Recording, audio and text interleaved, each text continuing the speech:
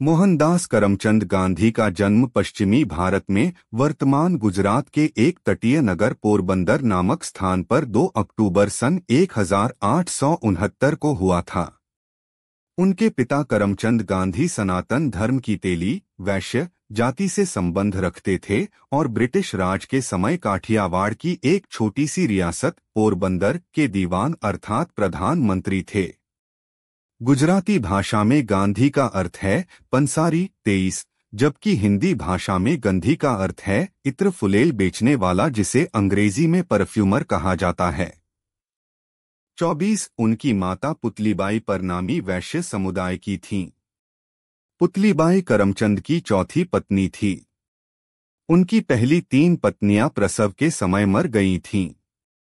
भक्ति करने वाली माता की देखरेख और उस क्षेत्र की जैन परंपराओं के कारण युवा मोहनदास पर वे प्रभाव प्रारंभ में ही पड़ गए थे, जिसने आगे चलकर महात्मा गांधी के जीवन में महत्वपूर्ण भूमिका निभाई। इन प्रभावों में सम्मिलित थे दुर्बलों में उत्साह की भावना, शाकाहारी जीवन, आत्मशुद्धि के लिए उपवास तथा विभिन्न जातियों के लोगों के बीच सहिष्णुता। मई 1883 में 13.5 वर्ष की आयु पूर्ण करते ही उनका विवाह 14 वर्ष की कस्तूरबाई मकंजी से कर दिया गया। पत्नी का पहला नाम छोटा करके कस्तूरबा कर दिया गया और उसे लोग प्यार से बा कहते थे। 25 यह विवाह उनके माता पिता द्वारा तय किया गया व्यवस्थित बाल विवाह था, जो उस समय उस क्षेत्र में प्रचलित था। परंतु उस क्षेत्र में यही रीति थी कि किशोर दुल्हन को अपने माता पिता के घर और अपने पति से अलग अधिक समय तक रहना पड़ता था। 1885 में जब गांधी जी 15 वर्ष के थे, तब इनकी पहली संतान ने जन्म लिया, किंतु वह केवल कुछ दिन ही जीवित रही और इसी वर्ष उनके पिता करमचंद गांधी भी चल बसे। मोहनदास और कस्तूरबा के 4 संतान हुई, जो सभी पुत्र थे। हरिलाल गांधी 1888 में, मणिलाल गांधी 1892 में, रामदास गांधी 1897 में और देवदास गांधी 1900 में जन्मे। पोरबंदर से उन्होंने मिडिल और राजकोट से हाई स्कूल किया। दोनों परीक्षाओं में शैक्षणिक स्तर वह एक साधारण छात्र रहे। मैट्रिक के बाद की परीक्षा उन्होंने भावनगर के श्यामलदास कॉलेज से कुछ समस्या के साथ उत्तीर्ण की। जब तक वे वहां रहे अप्रसन्न ही रहे, क्योंकि उनका परिवार उन्हें बैरिस्टर बनाना चाहता था। अपने 19वें जन्मदिन से लगभग 1 महीने पहले ही 4 सितंबर 1888 को गांधी यूनिवर्सिटी कॉलेज लंदन में कानून की पढ़ाई करने और बैरिस्टर बनने के लिए इंग्लैंड चले गए। हालांकि गांधी जी ने अंग्रेजी रीति रिवाजों का अनुभव भी किया, जैसे उदाहरण के तौर पर नृत्य कक्षाओं में जाने आदि का। हिंदू, ईसाई, बौद्ध, इस्लाम और अन्य धर्मों के बारे में पढ़ने से पहले गांधी ने धर्म में विशेष रुचि नहीं दिखाई। इंग्लैंड और वेल्स बार एसोसिएशन में वापस बुलावे पर वे भारत लौट आए, किंतु बंबई में वकालत करने में उन्हें कोई खास सफलता नहीं मिली। बाद में एक हाई स्कूल शिक्षक के रूप में अंशकालिक नौकरी का प्रार्थना पत्र अस्वीकार कर दिए जाने पर उन्होंने जरूरतमंदों के लिए मुकदमे की अर्जियां लिखने के लिए राजकोट को ही अपना स्थायी मुकाम बना लिया। परंतु एक अंग्रेज अधिकारी की मूर्खता के कारण उन्हें यह कारोबार भी छोड़ना पड़ा। अपनी आत्मकथा में उन्होंने इस घटना का वर्णन अपने बड़े भाई की ओर से परोपकार की असफल कोशिश के रूप में किया है। यही वह कारण था जिस वजह से उन्होंने सन 1893 में एक भारतीय फर्म से नेटाल दक्षिण अफ्रीका में, जो उन दिनों ब्रिटिश साम्राज्य का भाग होता था, 1 वर्ष के करार पर वकालत का कारोबार स्वीकार कर लिया। दक्षिण अफ्रीका में गांधी को भारतीयों पर भेदभाव का सामना करना पड़ा। आरंभ में उन्हें प्रथम श्रेणी कोच की वैध टिकट होने के बाद तीसरी श्रेणी के डिब्बे में जाने से इनकार करने के लिए ट्रेन से बाहर फेंक दिया गया था। इतना ही नहीं, पायदान पर शेष यात्रा करते हुए एक यूरोपियन यात्री के अंदर आने पर चालक की मार भी झेलनी पड़ी। अफ्रीका में कई होटलों को उनके लिए वर्जित कर दिया गया। इसी तरह ही बहुत सी घटनाओं में से एक यह भी थी जिसमें अदालत के न्यायाधीश ने उन्हें अपनी पगड़ी उतारने का आदेश दिया था, जिसे उन्होंने नहीं माना। ये सारी घटनाएं गांधी के जीवन में एक मोड़ बन गईं और विद्यमान सामाजिक अन्याय के प्रति जागरूकता का कारण बनी तथा सामाजिक सक्रियता की व्याख्या करने में मददगार साबित हुई। दक्षिण अफ्रीका में भारतीयों पर हो रहे अन्याय को देखते हुए गांधी ने अंग्रेजी साम्राज्य के अंतर्गत अपने देशवासियों के सम्मान तथा देश में स्वयं अपनी स्थिति के लिए सवाल उठाए। 1906 में ज़ुलू दक्षिण अफ्रीका में नए चुनाव कर के लागू करने के बाद 2 अंग्रेज अधिकारियों को मार डाला गया। बदले में अंग्रेजों ने ज़ुलू के खिलाफ युद्ध छेड़ दिया।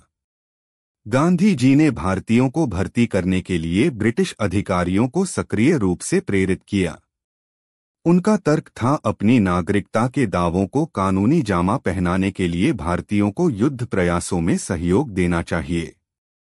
21 जुलाई 21, 1906 को गांधी जी ने भारतीय जनमत इंडियन ओपिनियन में लिखा कि 23 भारतीय निवासियों के विरुद्ध चलाए गए ऑपरेशन के संबंध में प्रयोग द्वारा नेटाल सरकार के कहने पर एक कोर का गठन किया गया है। दक्षिण अफ्रीका में भारतीय लोगों से इंडियन ओपिनियन में अपने कॉलमों के माध्यम से इस युद्ध में शामिल होने के लिए आग्रह किया और कहा, यदि सरकार केवल यही महसूस करती है कि आरक्षित बल बेकार हो रहे हैं, तब वे इसका उपयोग करेंगे और असली लड़ाई के लिए भारतीयों का प्रशिक्षण देकर इसका अवसर देंगे। गांधी की राय में 1906 का मसौदा अध्यादेश भारतीयों की स्थिति में किसी निवासी के नीचे वाले स्तर के समान लाने जैसा था। इसलिए उन्होंने सत्याग्रह की तर्ज पर कफिर का उदाहरण देते हुए भारतीयों से अध्यादेश का विरोध करने का आग्रह किया। उनके शब्दों में, यहाँ तक कि आधी जातियां और काफिर जो हमसे कम आधुनिक हैं, ने भी सरकार का विरोध किया है। गांधी जी ने अपने अहिंसात्मक मंच को स्वदेशी नीति में शामिल करने के लिए विस्तार किया, जिसमें विदेशी वस्तुओं विशेषकर अंग्रेजी वस्तुओं का बहिष्कार करना था। गांधी जी ने स्वतंत्रता आंदोलन को सहयोग देने के लिए पुरुषों और महिलाओं को प्रतिदिन खादी के लिए सूत काटने में समय बिताने के लिए कहा। इसके अलावा गांधी जी ने ब्रिटेन की शैक्षिक संस्थाओं तथा अदालतों का बहिष्कार और सरकारी नौकरियों को छोड़ने का तथा सरकार से प्राप्त तमगों और सम्मान को वापस लौटाने का भी अनुरोध किया। फिर जैसे ही यह आंदोलन अपने शीर्ष पर पहुंचा, वैसे फरवरी 1922 में इसका अंत चौरीचौरा उत्तर प्रदेश में भयानक द्वेष के रूप में अंत हुआ। गांधी जी को गिरफ्तार किया गया और 10 मार्च 1922 को राजद्रोह के लिए गांधी जी पर मुकदमा चलाया गया, जिसमें उन्हें 6 साल कैद की सजा सुनाकर जेल भेज दिया गया। 18 मार्च 1922 से लेकर उन्होंने केवल 2 साल ही जेल में बिताए थे कि उन्हें फरवरी 1924 में आंतों के ऑपरेशन के लिए रिहा कर दिया गया। दिसंबर 1928 में गांधी जी ने कलकत्ता में आयोजित कांग्रेस के एक अधिवेशन में एक प्रस्ताव रखा, जिसमें भारतीय साम्राज्य को सत्ता प्रदान करने के लिए कहा गया था, अथवा ऐसा न करने के बदले अपने उद्देश्य के रूप में संपूर्ण देश की आज़ादी के लिए असहयोग आंदोलन का सामना करने के लिए तैयार रहने को कहा गया। गांधी जी ने न केवल युवा वर्ग सुभाष चंद्र बोस तथा जवाहरलाल नेहरू जैसे पुरुषों द्वारा तत्काल आज़ादी की मांग के विचारों को फलीभूत किया, बल्कि अपनी स्वयं की मांग को 2 साल की बजाय 1 साल के लिए रोक दिया। अंग्रेजों ने कोई जवाब नहीं दिया। 31 दिसंबर 1929 को लाहौर में भारत का झंडा फहराया गया था। 26 जनवरी 1930 का दिन लाहौर में भारतीय स्वतंत्रता दिवस के रूप में इंडियन नेशनल कांग्रेस ने मनाया। यह दिन लगभग प्रत्येक भारतीय संगठनों द्वारा भी मनाया गया।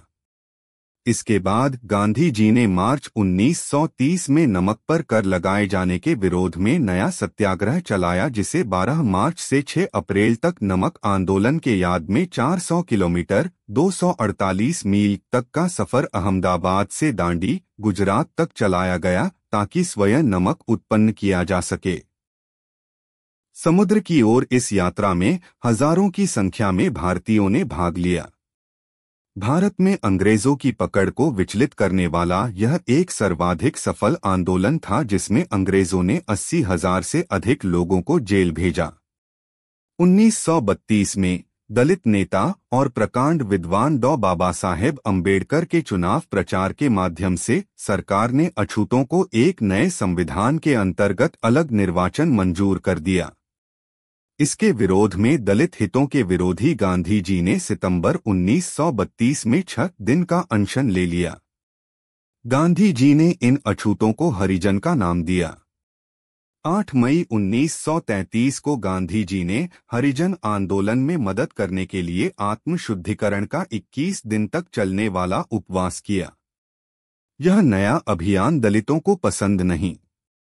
डॉ अंबेडकर ने गांधी जी द्वारा हरिजन शब्द का उपयोग करने की स्पष्ट निंदा की कि दलित सामाजिक रूप से अपरिपक्व हैं और सुविधा संपन्न जाति वाले भारतीयों ने पितृसत्तात्मक भूमिका निभाई है। अंबेडकर और उसके सहयोगी दलों को भी महसूस हुआ कि गांधी जी दलितों के राजनीतिक अधिकारों को कम आंक रहे हैं।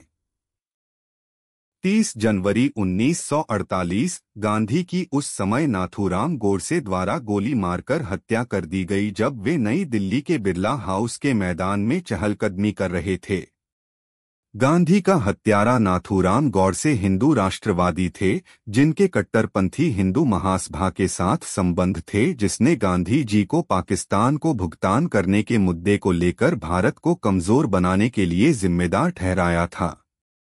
गोडसे और उसके सह षड्यंत्रकारी नारायण आप्टे को बाद में केस चलाकर सजा दी गई तथा 15 नवंबर 1949 को इन्हें फांसी दे दी गई।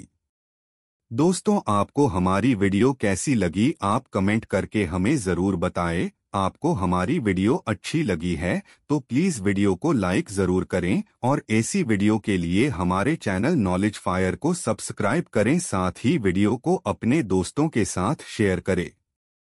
धन्यवाद।